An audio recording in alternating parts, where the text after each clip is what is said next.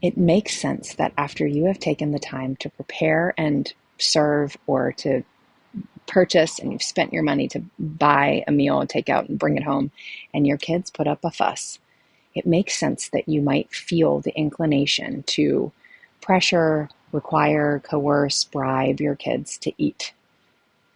Please take something from this meal. Please eat something.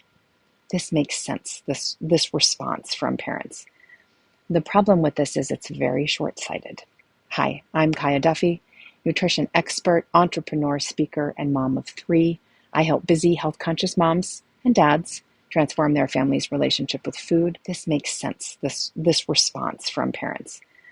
The problem with this is it's very short-sighted and actually can end up hurting you and your kids in the long run, especially if what you want is for your kids to become independently driven and able to make decisions themselves about what they eat and how they eat, and for those decisions to have a positive impact on their health.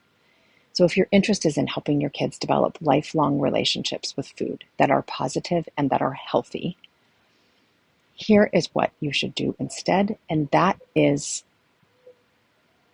remember this fact.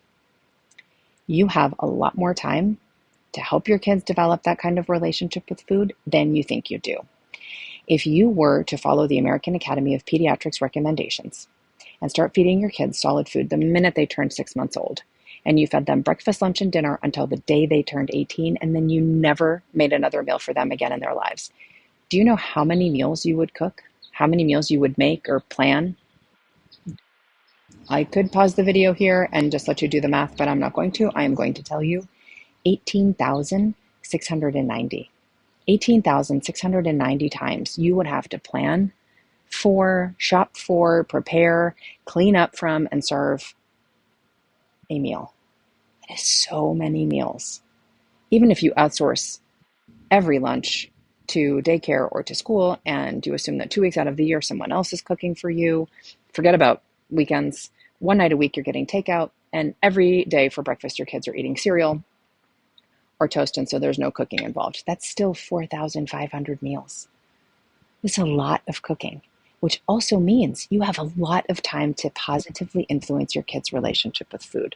And so rather than pressuring them at any given meal, which again will backfire and cause them to dig in their heels and to fight back more strongly, and can ultimately have the opposite effect that you're hoping in the long term, instead, remember that you have a lot of time and that what is important is the relationship you're developing with your kids, the way that you are helping them think about food, think about the way food feels in their body, helping them think about what it is they like and don't like, giving them practice tasting new things, you having practice tasting new things. All of those things are more important, and you are able to do them when you remember that you have a long time to do this. You have 18,690 times to practice this behavior and this relationship.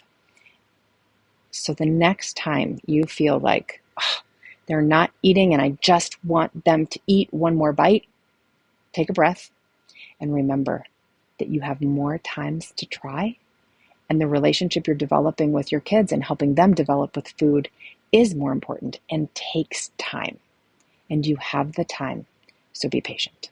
For even more tips and thoughts on how you can help your children become healthy, conscientious eaters, you can visit my website, drkiyahduffey.com. And if you're interested, subscribe to my newsletter, The Weekly Parent, where you will get all kinds of tips for helping your kids become healthy, conscientious eaters, as well as so much more, everything needed to survive parenthood.